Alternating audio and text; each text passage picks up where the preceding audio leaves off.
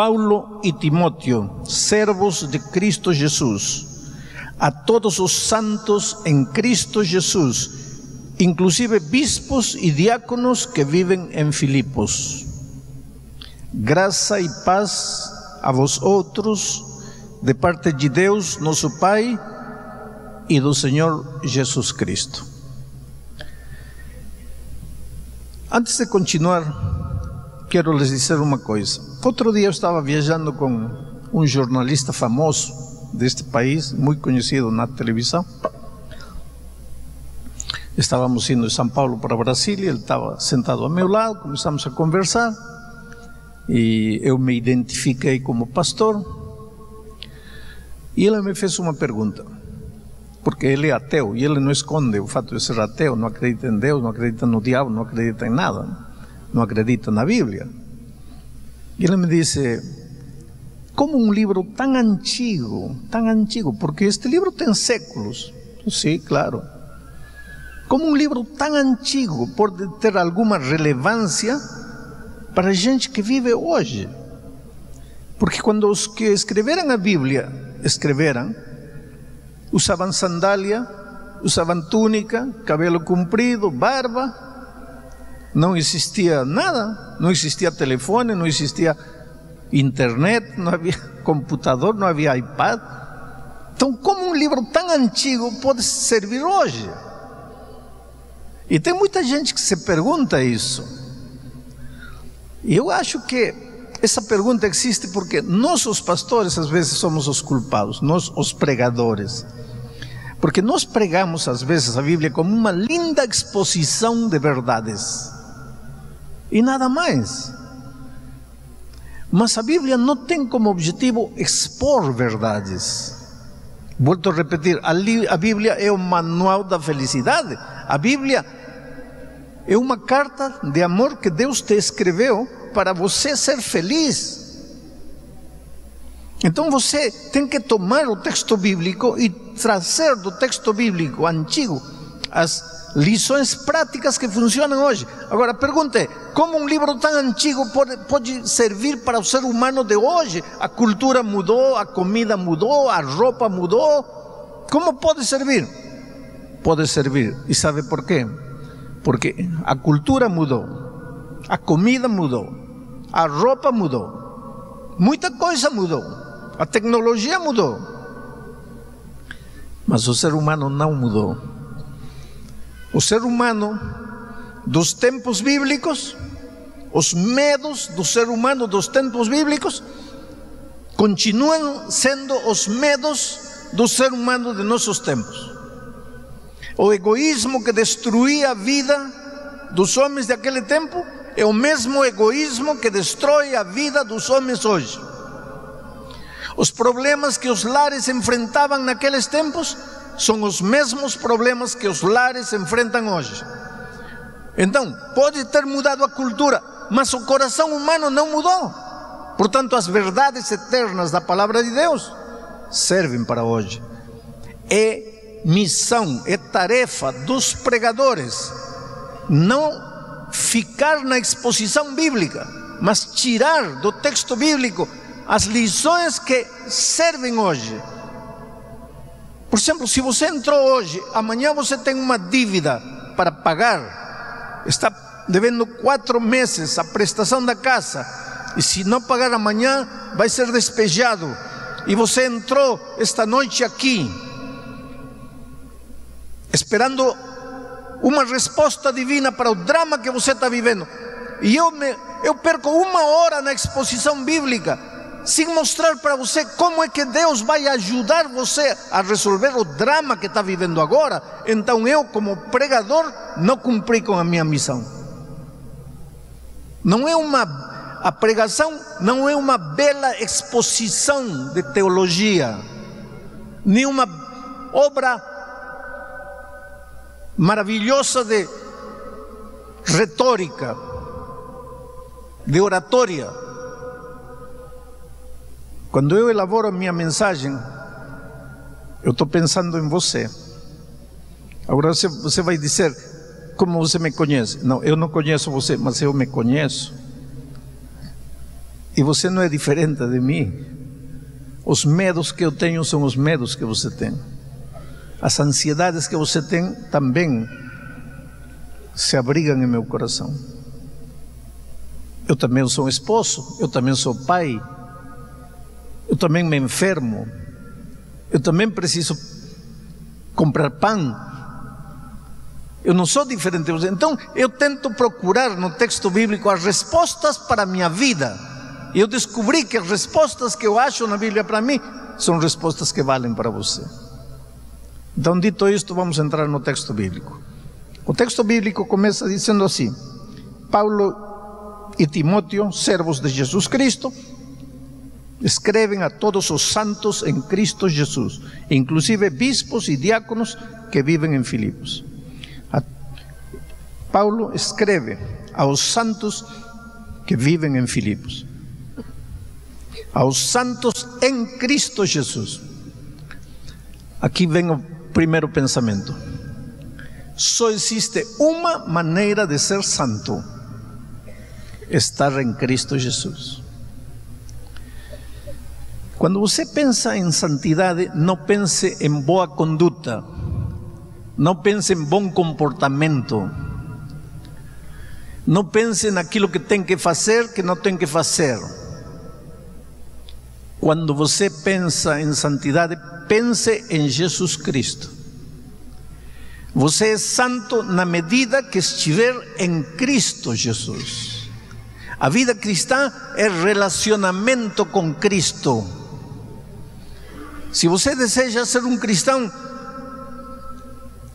o primeiro passo é apaixonar-se por Jesus, relacionar-se com Ele, viver com Ele. Jesus tem que ser o primeiro e o último na sua vida. Por isso que eu digo que quem melhor entende o que é ser cristão são os jovens, especialmente os jovens apaixonados. Porque quando você está apaixonado por alguém, acorda, a primeira imagem que vem é a noiva. Come na noiva. Trabalha a noiva, estuda a noiva, passa por uma vitrine, vê uma roupa, a noiva. Chega à noite, dorme, a noiva. O dia que você chegar abre os olhos, Jesus, come, Jesus, compra, Jesus, caminha, Jesus, trabalha, Jesus, dorme, Jesus, você chegou a ser cristão. Se você não chega a esse ponto, você é apenas um membro de igreja. E se você é um membro de igreja, o seu afã, a sua preocupação vai ser que ninguém me veja fazendo algo errado para que não me disciplinem. Mas se você está apaixonado por Jesus, você não vai viver em função dos seres humanos, você vai viver em função de um amor maravilhoso. Você precisa se apaixonar por Cristo, porque quando uma pessoa ama a outra, o que mais quer é ver a outra pessoa feliz. Aí você descobriu o que é vida cristã. Santo, desde o ponto de vista bíblico, não é aquele que não peca. A palavra santo, na linguagem grega, quer dizer separado. Vamos dizer que eu pego esta folha e a separo.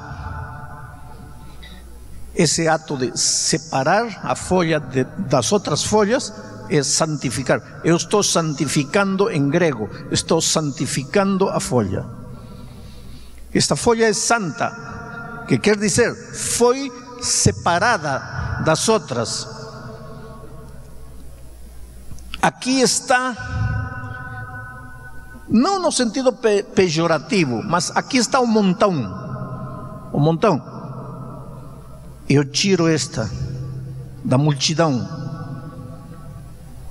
para um propósito especial. Eu vou levar esta folha na minha Bíblia. Eu santifiquei a folha. Quando Paulo disse que escreve aos santos, ele está dizendo: estou escrevendo para aqueles que um dia foram separados da multidão, para um propósito maravilhoso. E querido, você é chamado a ser santo, quer dizer, Deus tem um plano lindo para a sua vida. Um plano que você talvez ainda não descobriu. Eu um dia conheci uma moça que estava com a vida completamente destruída. Estava pregando em Porto Alegre, uma noite fria, assim como esta. Estava no camerino e alguém me apresentou a uma arquitecta que tinha se convertido, estava apaixonada por Cristo, tinha se batizado há pouco tempo. E ela me disse: pastor, poderia me ouvir 2 minutos? E ela contou uma história interessante. Disse: pastor, o senhor me vê aqui, arquitecta, e não tem a mínima ideia do que eu fui. Mas eu um dia estava destruindo minha vida na miséria, na promiscuidade, no pecado. Eu não era nem sombra do que sou hoje. Eu não servia nada, eu não valia nada, eu não tinha respeito próprio, eu não tinha dignidade, eu não tinha valores, virtudes. Eu era lixo, pastor. Até que um dia descobri que Deus tem um plano para a minha vida.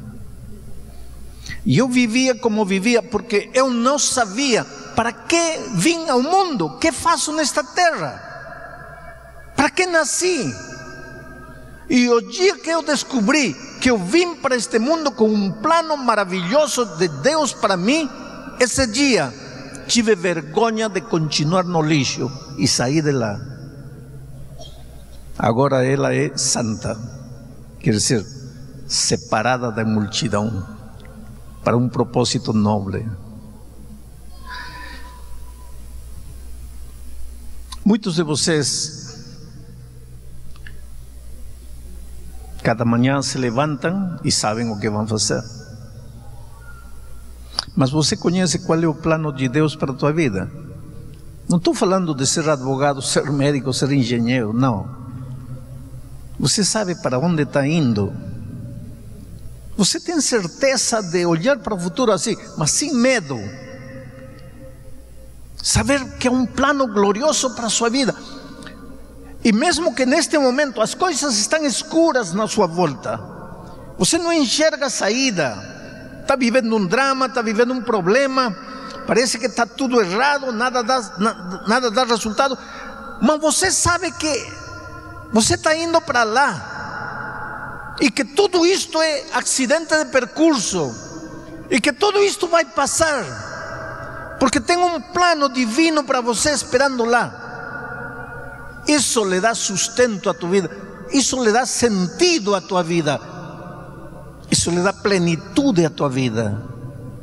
E Deus quer que você viva desse jeito. Por isso Jesus um dia disse: eu vim para trazer vida, e vida abundante, vida exuberante, vida plena, vida com sentido. Mas para isso você tem que ter certeza de que você é santo, você é escolhido, você é separado da multidão, você é especial, seu corpo é especial, sua vida é especial. Você não tem o direito de malgastar a coisa bela que você é na miséria deste mundo. Você é precioso para Deus.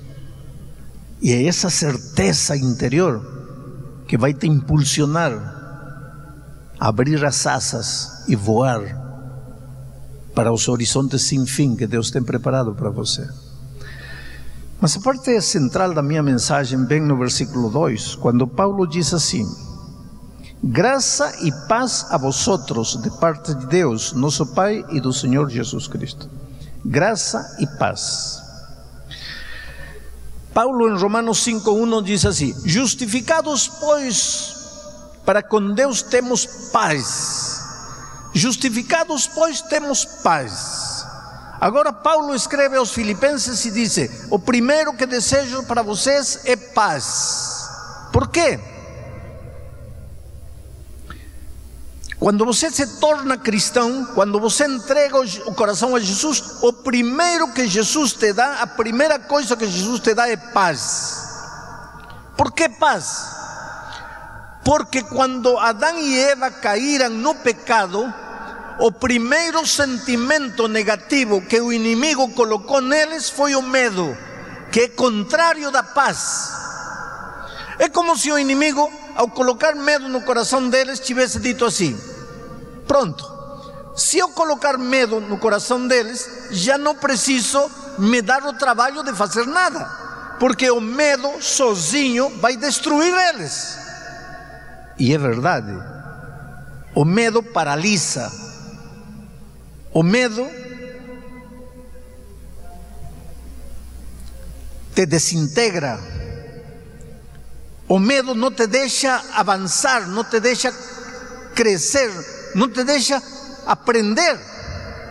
Você sabe que a vida é aprendizagem.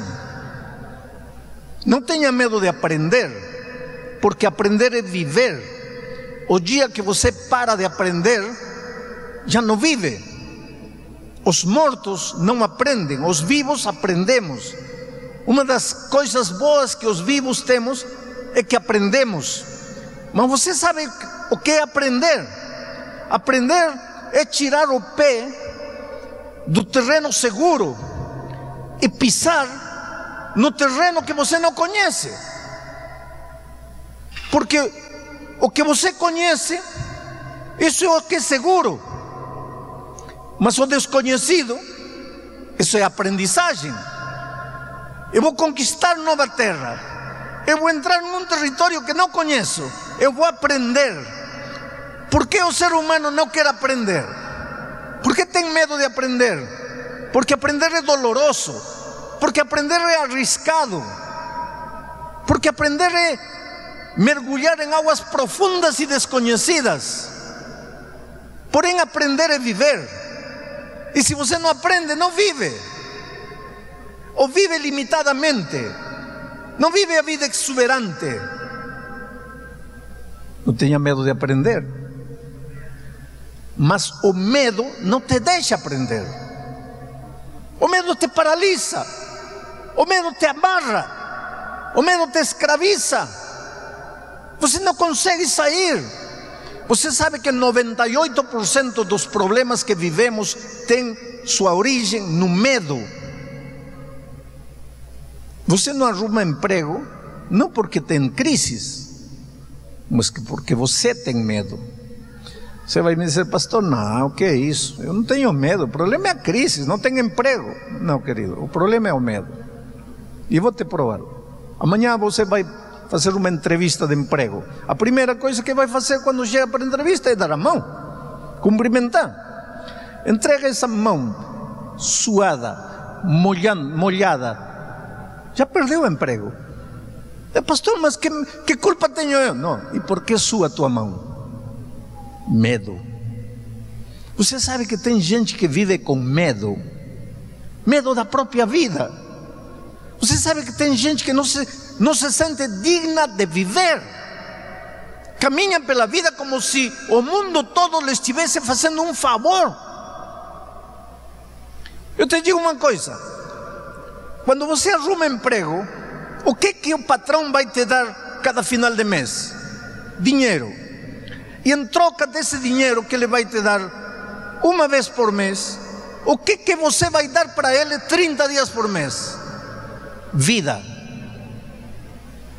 Seu talento, sua força, sua energia, suas ideias. E o que o patrão vai te dar? Dinheiro. Coloca na balança, o que pesa mais? Dinheiro ou tua vida? Então me diga, quem está fazendo favor a quem? E por que você então vai a procurar emprego pensando no seu coração: tomara que me dê? Como que tomara que me dê? Você vai fazer um favor a ele. Por que você vai sentir indigno? Mas o medo por que um homem grita com a esposa? Medo. Quando numa discussão começa a gritar, para de defender suas ideias e começa a se defender a si mesmo. Lembra disso? Quando numa discussão, deles começa a gritar, para de defender suas ideias, começa a se defender a si mesmo. O medo faz gritar. O medo. Então, ser humano com medo não é feliz. Não é feliz na vida familiar, não é feliz na vida financeira, não é feliz. Outro dia, eu estava conversando com um homem que bateu no garoto de 5 anos, no seu filho. Ele disse que castigou, bateu. Só que depois de bater, ele descobriu que ele estava errado e o filho de 5 anos tinha razão. E ele veio falar comigo porque todo mundo dizia para ele: pede perdão a teu filho. Mas ele disse: se eu pedir perdão, perco a autoridade. Tem medo de quê? De dizer que um garoto de 5 anos, nesse quesito, sabe mais do que você de 40 anos? Você, como patrão, tem medo de dizer que o faxineiro, nesse item que estavam discutindo, está certo, e você, como patrão com doutorado na Harvard, está errado? Medo de quê? Você sabe que a vida está cheia de medo. É o medo que estraga os relacionamentos, estraga os casamentos, estraga as amizades, estraga as relações laborais. É o medo que arruina a vida financeira. Medo. Como o medo pode arruinar a vida financeira? Tem gente que abre o guarda-sapato e diz assim: não tenho sapato, 40 pares aí, não tenho sapato. E esses 40, não, mas que nenhum deles combina com a roupa que tenho. Tem gente que, para ir à igreja, abre o guarda-roupa: não tenho roupa, 20 vestidos aí. Não, mas que já me viram com esse. E qual é o problema que te vejam por segunda vez com esse? Medo. Medo de quê? Que pensem que não tenho dinheiro para comprar outra roupa. Você já viu que você vive em função do medo? E aí tira o cartão de crédito, e quando chega a hora de pagar, você está sorrindo, mas me diz se a vida não é isso. Agora, quando você entrega o coração a Jesus, o primeiro que Ele faz é colocar paz em teu coração. Expulsa o medo e coloca paz. Agora, com paz no coração, você vai. Qual é o problema se já me viram com esta roupa? Qual é o problema? Já não tenho medo. Por que tenho que gritar? Já não tenho medo. Por que tenho que mostrar que sempre estou com a razão? Só porque tenho um doutorado? Não, se acabou o medo. E quando se acabou o medo, a vida se facilita.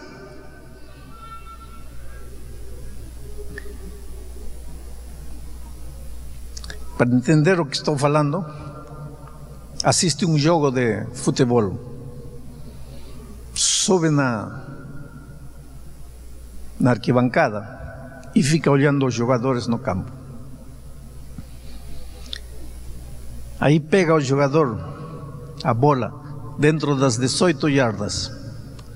Você que está lá, vê que tem um sozinho aqui e tem outro mais sozinho lá. Mas o coitado que está com a bola, onde as batatas queimam, ele só vê perna por todo lado. E você que está lá, cabeça fria, grita: olha o ponta, olha o ponta. Ele não vê, porque ele está com medo.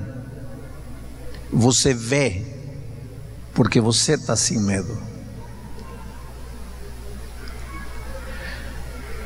Eu não vou minimizar os dramas que você enfrenta na vida. Cada um tem seu drama. Eu seria tolo dizer que teu problema não é problema, porque é problema. E o problema teu talvez pode não ser meu, e o meu pode não ser teu. Um dia chegou no meu escritório, quando eu ainda trabalhava na divisão, uma garotinha de 15 anos. Pastor, tem um problema que não tem solução. Quer dizer, a única solução é a morte, mas eu sou tão medrosa que eu não consigo nem me matar. Uma menina de 15 anos. Como é que a única solução é a morte? Qual é o teu problema? É que estou grávida. Sou filha única. Meus pais não sabem. Como que eu vou falar para eles que estou grávida? Esse é um drama. Não para você, mas para ela esse é o drama final. A vida tinha acabado para ela. Eu não vou minimizar teu problema esta noite. Agora tem uma coisa: quando teu coração está cheio de medo, você olha para o problema e não vê saída. Não vê. Olha para aqui, não vê saída. Não tem saída, não tem saída. Então só enxerga duas saídas. Uma, fugir, desaparecer, sumir. A outra, dar-se um tiro. Mas nenhuma dessas é saída. Agora, quando você vai a Cristo, Ele não faz desaparecer os dramas, Ele não faz desaparecer os problemas, mas Ele te dá paz. E quando o medo sai de teu coração e você enxerga a vida com paz, aí você percebe que estava se afogando num copo de água. Você já pensou o que quer dizer a expressão afogar-se num copo de água? Querido, afogue-se no mar, afogue-se na lagoa, afogue-se na piscina, afogue-se no rio, afogue-se no chuveiro, afogue-se na tina, mas num copo de água. Mas é que quando teu coração está com medo, você não enxerga a saída. Agora eu te digo em nome de Deus, seja qual seja o drama que você está vivendo, tem solução. Mas pastor, me diga, não, eu não vou te dizer o problema. Vê a Jesus, entrega teu coração a Jesus, renda-se a Jesus. Ele vai expulsar o medo de teu coração, vai colocar paz, e com paz você vai ver os mesmos problemas de outra perspectiva, e você vai perceber que estava se afogando num copo de água. Por isso Paulo, ao escrever aos Filipenses, lhes disse: o primeiro que lhes desejo é paz e graça. Por que graça? Porque a paz é o resultado da graça. E a graça, o autor da graça é Jesus. E graça é perdão, graça é justificação, graça é vida nova. Perdão. Um coração culpado não pode ser feliz. Todos nós carregamos no fundo do coração um instinto de culpabilidade, de culpa. Os psicólogos chamam culpa existencial, culpa de ser, culpa de estar vivo. Você não fez nada, mas tem culpa, se sente culpado. Quero fazer uma experiência, olha para qualquer um e olha assim sério e fala: olha, quero falar um minuto contigo depois de terminar a reunião. E depois observa ele, já não tem mais paz. Você vai ver ele todo nervoso. Ele não fez nada, mas ele começa a pensar: que terei feito? Por que quer falar comigo? Mas não fez nada. E por que se sente culpado? Os psicólogos chamam a isso culpa existencial. E um coração sem paz, um coração com culpa, um coração com medo, um coração que não foi banhado na graça, não tem jeito de ser feliz. Você pode enfrentar o drama que queira, pode alcançar na vida dinheiro, poder, fama, aplausos, glória, o que você quiser, mas se não tiver paz em seu coração, nunca vai ser um vitorioso, sempre vai ser derrotado e vai esconder suas derrotas por trás da roupagem do autoritarismo, da prepotência, do orgulho. E tudo isso acabaria se você fosse a Jesus e lhe entregasse o coração. Eu estava vindo um dia da Austrália para aqui, para o Brasil, e parei um dia em Bangkok, na capital de Tailândia. Naquele tempo a Varig ainda existia, e meu voo de Bangkok para aqui, para São Paulo, era para Varig, era pela Varig, a Varig só chegaria no dia seguinte. Fiquei um dia em Bangkok, peguei um táxi e falei para o taxista, me leva num hotel no centro da cidade. E entrei no táxi, fomos indo, e ele me disse: de onde você vem? Falei: eu venho de Sydney, da Austrália. E está indo para onde? Estou indo para São Paulo, Brasil. E o que você está fazendo aqui? E eu não estava fazendo nada em Bangkok. Em realidade, eu estava de passagem. Eu estava esperando o meu voo para São Paulo. Mas interessante a pergunta dele: o que você está fazendo aqui? E eu acho que Deus inspirou a resposta, porque eu olhei para ele e disse: olha, eu vim aqui só para dizer para você que Deus te ama. Que? Eu vim aqui só para te dizer que Deus te ama e que não importa o que você tenha feito na vida, hoje, se você entregar o coração a Jesus, pode nascer de novo. O quê? Falei: isso.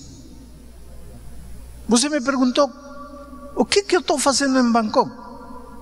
Eu não estou fazendo nada, eu vim só para te dizer isso. Mas não é possível. Pois é isso. O homem começou a ficar nervoso e me disse: você não é policial? Não. O que é você? Falei: eu sou um pastor. O que é um pastor? Esqueci que estava em Tailândia. É interessante que nós pensamos que o mundo todo é cristão, quando o cristianismo no mundo é um grãozinho de areia. Diante da humanidade, o cristianismo não é nada. A massa da população mundial está nessa região lá, e jamais muitos ouviram falar sequer que Jesus existe. O que é pastor? Falei: eu sou uma espécie de sacerdote. Trabalho para Deus. Sou um servo de Deus. E vim em nome de Deus para te dizer que não importa o que você tenha feito, hoje você pode começar uma nova vida. Ele me disse: olha, fala em sério, você não é policial? Falei: não, eu sou um pastor. Ele encostou o carro, saiu da estrada e começou a chorar. Primeiro a chorar assim, normalmente, e depois a chorar escandalosamente, a chorar assim com soluços. Imediatamente eu percebi que aquele homem carregava culpa, e uma culpa profunda. E coloquei minha mão no seu ombro, e ele olhou para mim e me disse: por favor, me fala a verdade, quem é você? Falei: estou te falando a verdade, eu sou um pastor, eu vim em nome de Deus para dizer-te que você é precioso para Ele. Você não precisa me dizer o que você fez, ou você está carregado de culpa. Você precisa ter paz em seu coração, e nunca vai ter paz se não aceitar o perdão que Jesus quer te dar. E esse homem me contou uma história impressionante. Casou com 18 anos no interior da Tailândia. Ele matava patos. Lá come muito marreco. Ele matava marrecos. Esse era seu trabalho. Um dia, por algum motivo, retornou para casa mais cedo e encontrou a sua esposa jovem com outro homem na sua casa. Ele foi na cozinha, pegou um machete, um machado, um facão de matar marreco, e matou os dois. E ficou desesperado, sem saber o que fazer. E o melhor lugar para se esconder numa cidade grande, o melhor lugar para se esconder é uma cidade grande. Numa cidade grande ninguém sabe quem mora ao lado, ninguém sabe o nome de ninguém, ninguém se importa com ninguém. E ele fugiu para Bangkok, uma cidade de 6 milhões de habitantes naquele tempo. E passaram 30 anos. Lá ele casou-se de novo, tinha 3 filhos lindos, aprendeu a falar um pouco de inglês, era taxista e fazia serviço no aeroporto. E ele disse: há noites que eu tenho pesadelos terríveis, eu sinto como que, assim, em meus sonhos, minhas mãos manchadas de sangue, uma voz que me disse: assassino. Eu sinto que em meu sonho eu vejo que os policiais entram, me algemam, me arrastam, e meus filhos ficam chorando, e os policiais me levam. 30 anos sem paz, e de repente você aparece e me diz que vem em nome de Deus para dizer que toda a minha vida passada está perdoada, que não importa o que eu fiz. Fala a verdade, quem é você? Falei: estou te falando a verdade.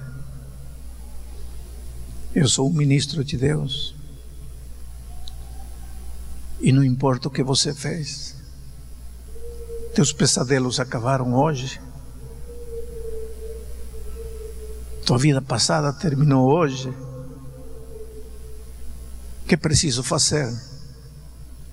Nada. Porque é graça, é grátis, não se paga nada. É só abrir o coração e dizer: Senhor, preciso de Ti, me perdoe. Ele me deixou no hotel, me disse: a que hora vai no aeroporto amanhã? Às 4 da tarde, eu vou te pegar. Às 4 da tarde ele esteve aí, me levou para o hotel. Era um homem diferente, era um homem que sorria, era um homem que refletia paz em seus olhos. E quando me deixou no aeroporto, eu sabia que talvez eu nunca mais veria ele nesta vida. Mas eu deixei um homem que tinha recebido em seu coração graça e paz. E é isso que Paulo disse aos Filipenses. Antes de escrever a carta, disse: quero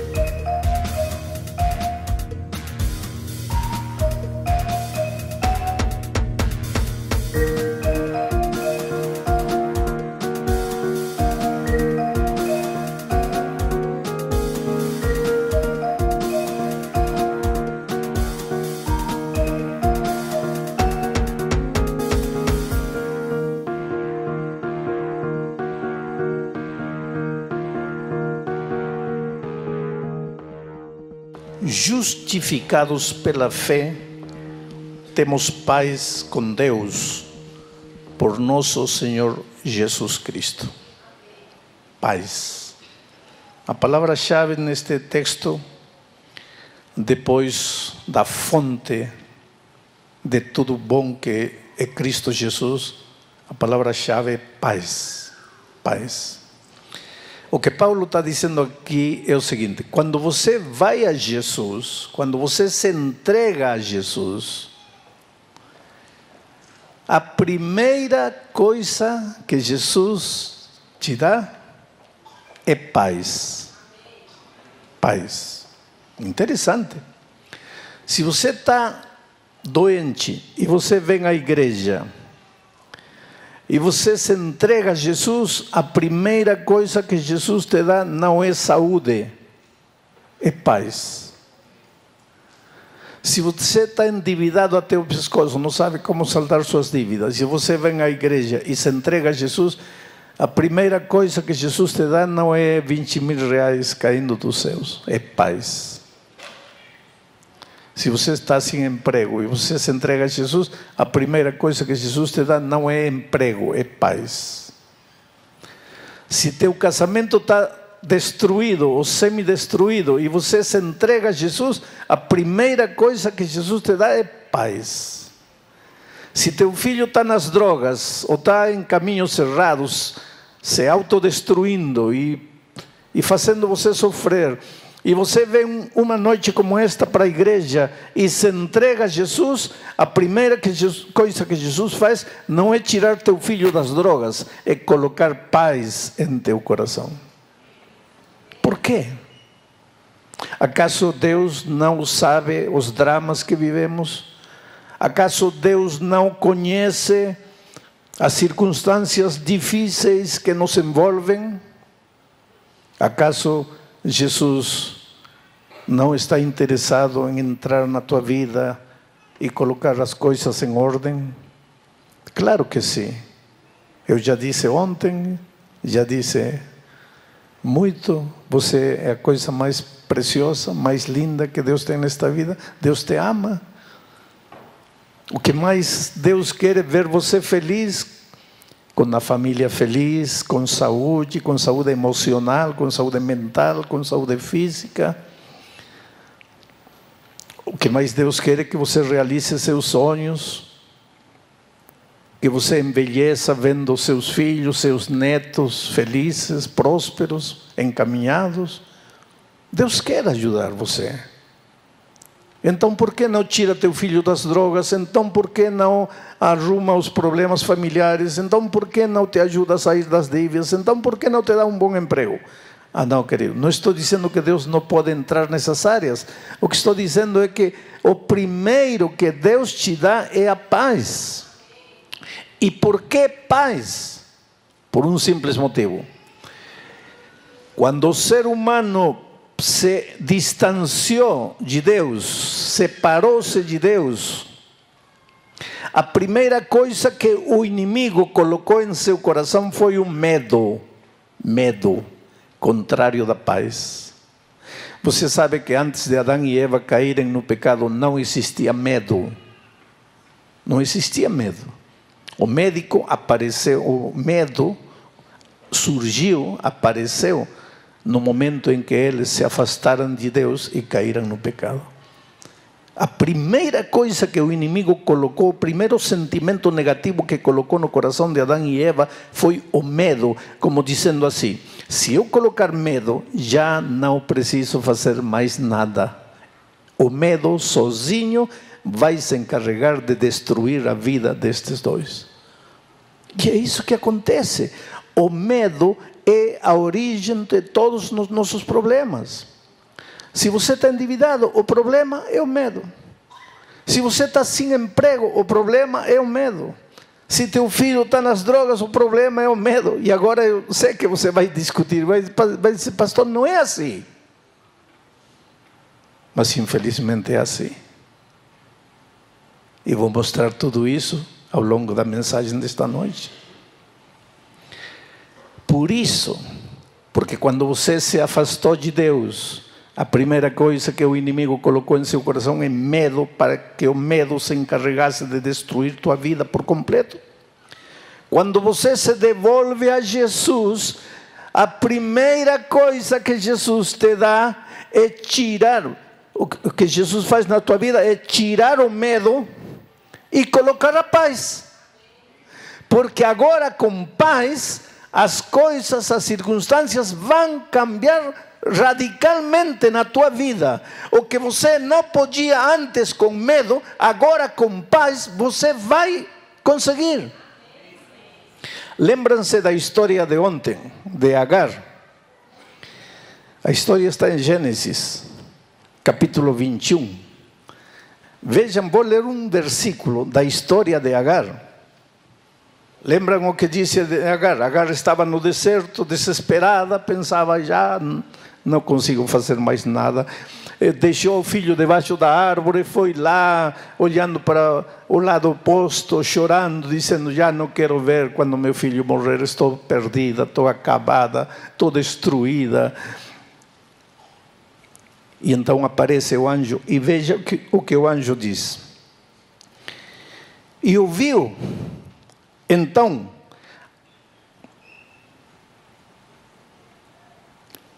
o versículo 17. E ouviu Deus a voz do menino, e bradou o anjo de Deus a Agar desde os céus, e disse-lhe, que tens, Agar? Não temas, não tenhas medo, não temas, porque Deus ouviu a voz do rapaz desde onde ele está. Não tenhas medo. A primeira coisa que o anjo disse para Agar, quando estava ela aqui, no chão, destruída, acabada, perdida, não tem saída, agora só a morte, não quero ver que meu filho morra. E imagina que teu filho pode estar morrendo de sede, ou morrendo nas drogas, ou morrendo na promiscuidade, destruído, e chega um momento em que você diz, não tem mais que fazer por ele, acabou tudo para mim. E nesse momento o anjo de Deus aparece e diz, não tenhas medo. Teu problema não é que teu filho está nas drogas, teu problema é que teu coração está cheio de medo. Teu problema não é que não tem emprego, não é a crise, teu problema é que teu coração está cheio de medo. Não tenha medo.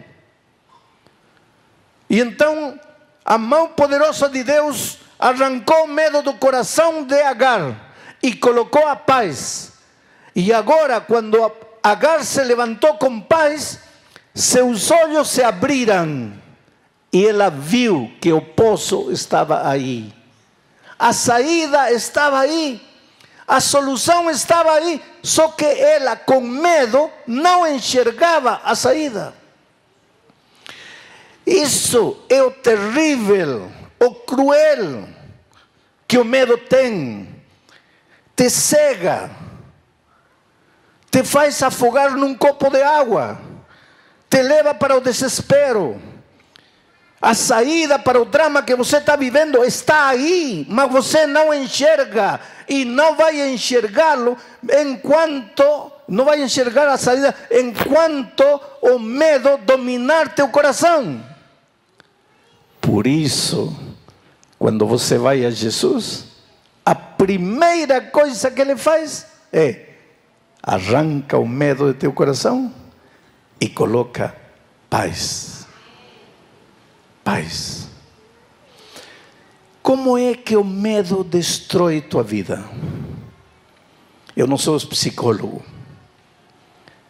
mas eu vou falar do medo não desde o ponto de vista psicológico, mas desde o ponto de vista teológico. Deus criou você como uma unidade que não se pode separar. As tuas faculdades físicas formam teu corpo. As tuas faculdades mentais formam tuas ideias, teus pensamentos, tuas faculdades emocionais, teus sentimentos. Você é um ser espiritual. Você é um ser completo. Não tem como você querer ser apenas físico, biológico, não. Os animais podem ser, você não, você é ser humano. E mesmo você não querendo, querido, você é um ser espiritual.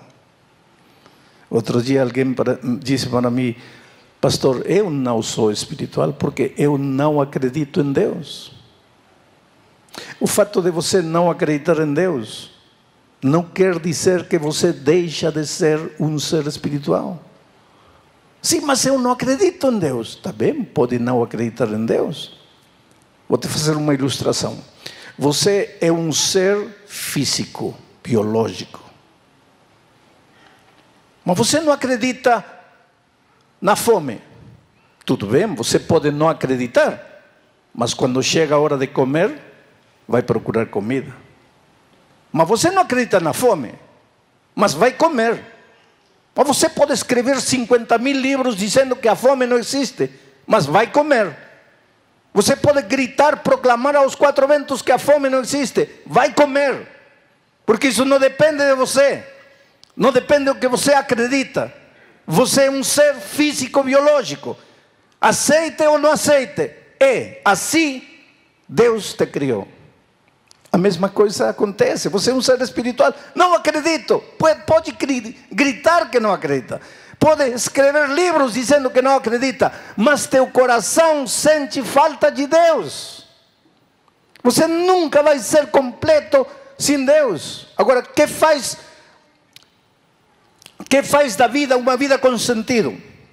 Para ter uma vida completa, uma vida com sentido, você tem que estar no Deus da vida. E Jesus Cristo disse: eu sou o caminho, a verdade e a vida. Jesus é a vida. Quando você está em Cristo, a tua vida está completa, está íntegra. As faculdades mentais, físicas, espirituais, todas juntas. Você em harmonia. Então tudo que você realiza com seu ser inteiro. E tudo que tuas mãos tocam prospera, progrede. Mas o que acontece quando você se afasta do Senhor da vida? Quando você se afasta de Jesus, que é a vida, você entra no território da morte. Não para de viver, mas já está no território da morte. E sabe o que acontece aqui? Se apodera do medo. Por quê? Seu coração, seu ser inteiro se desintegra, se faz pedaços. E aí você não pode enfrentar os dramas da vida. Aí você não tem mais condições de enfrentar as circunstâncias da vida. Aí você se esconde. Lembra o que aconteceu com Adão e Eva quando pecaram? Se esconderam. Por que se esconderam? Porque tive medo, disse Adão. Uma das coisas que o medo faz é te fazer esconder. Esconder da vida. Esconder da realidade. Esconder de ti mesmo. Adão e Eva se esconderam detrás de uma árvore. Às vezes você inventa o orgulho, a soberbia para se esconder por trás de aquela roupagem de orgulho, de soberbia. Existe um menino trêmulo, destruído pelo pecado, com medo. Medo de vencer, medo de viver. Você grita, mas por trás desse grito há uma criança chorando, desesperada, com medo. Você compra, e por trás desse compra, há uma criança que não sabe como preencher o vazio do coração humano. E você não percebe. Então aqui você joga a culpa na esposa, no esposo, no filho, na situação política, na situação financeira do país, na crise. Joga culpa no vizinho, joga culpa nos pais que não te amaram, que não te ajudaram, joga culpa no irmão, joga culpa em todo mundo e finalmente joga culpa em si mesmo. E então você acha que o único que você merece é morrer e pegar um revólver e se dar um tiro. Muita gente termina assim. Agora, a vida é tão simples, porque em lugar de estar se escondendo, se defendendo, através do orgulho, da mentira, de projetar uma falsa imagem, se em lugar de fazer essas coisas, você reconhecesse que precisa de Jesus e voltasse a Jesus, ao chegar a Cristo, encontraria o sentido da vida.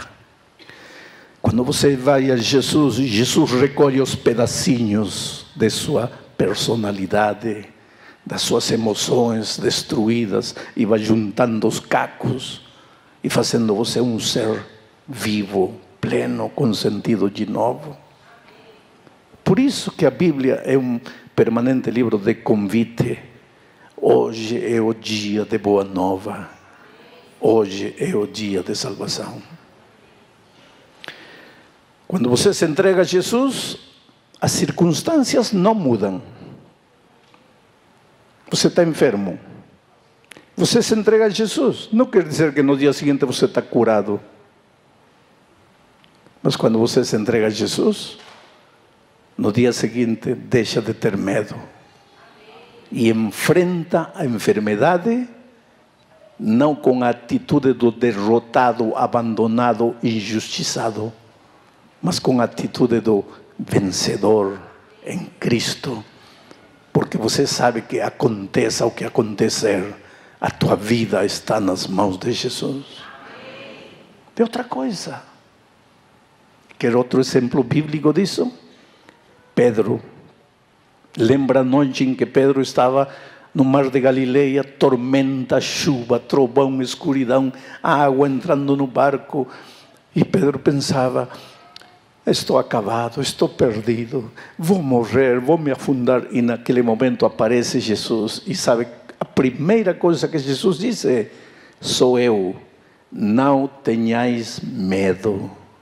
Quer dizer, o problema dos discípulos aquela noite no mar de Galileia não era a tempestade, não era a escuridão, não era a tormenta, não eram as ondas gigantescas. Tudo isso existia, mas isso não era o problema. O problema era o medo do coração.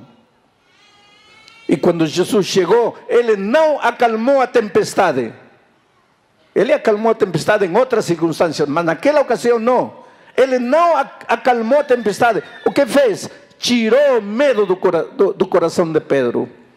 E quando Jesus colocou a paz, esse covarde Pedro, que um minuto antes estava chorando, desesperado: vou morrer, acabou, já não posso mais, estou perdido, estou destruído. Quando o medo saiu do coração e entrou a paz, ele se levantou como um gigante e disse: Senhor, faz que eu caminhe por cima da água.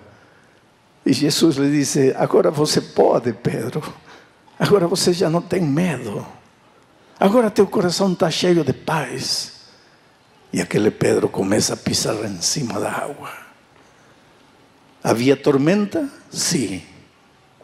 Mas que importa a tormenta, se agora teu coração está cheio de paz? Havia escuridão? Claro que sim. Mas que importa a escuridão se teu coração está cheio de paz? Oh querido, às vezes nós os cristãos queremos soluções instantâneas, miraculosas de parte de Deus. Mas Deus quer solucionar teus dramas, primeiro curando teu medo, enchendo teu coração de paz. E agora, o melhor instrumento para resolver teus problemas vai ser você mesmo, mas você cheio de paz. Porque você com medo é um derrotado, é um fracassado. Vai viver sempre uma vida mentirosa, uma vida inventada por você, uma vida que não existe, escondendo-se de tudo. Mas quando você tem paz no coração, você se mostra. Você encara a vida com atitude vitoriosa. E Deus tem sonhos fantásticos para você. Sabe que ao longo da minha vida, eu encontro pessoas... Eu faço evangelismo no mundo, sabe? Em diferentes países, em diferentes circunstâncias. Encontro gente pobre, acabada, destruída pela vida, marginais, delinquentes, prostitutas, gente que não sabe o que fazer, não sabe para onde ir. Mas também encontro gente extraordinária, cidadãos de respeito, de posição social elevada, de posição financeira extraordinária, gente que aparentemente não faltaria nada na vida deles, e no entanto, os primeiros e os segundos, em algum momento da vida, dizem: Senhor, eu preciso de Jesus, meu coração está vazio, minha vida não tem sentido, não sei o que fazer. O fato de você estar presente esta noite não é apenas a cortesia que você demonstrou com um amigo que te convidou para vir à igreja. O fato de você estar presente nesta noite é que teu coração está buscando. E teu coração seguirá buscando a vida toda. E essa búsqueda chegará ao fim quando você finalmente se entregar a Jesus. Então não terá mais que correr. Então não terá mais por que se esconder. Então não terá mais por que temer. Porque Jesus terá concedido para você a paz que te capacita para viver uma dimensão da vida que talvez até hoje você não conhece. Eu conheci há muitos anos atrás o dono de uma fábrica de farinha, um homem cheio de dinheiro, mas um homem vazio, prepotente, soberbio, orgulhoso. O dinheiro que pode ser uma bênção nas mãos de aqueles que temem a Deus, torna-se uma maldição nas mãos de aqueles que não têm o temor de Deus. O dinheiro às vezes é usado para explorar, para abusar, para controlar a vida das pessoas. E este homem usava o dinheiro dessa maneira. Gritava. Podia pagar o salário sexta-feira às 4 da tarde, não pagava. Uma fila enorme de gente esperando o salário. Por que não paga?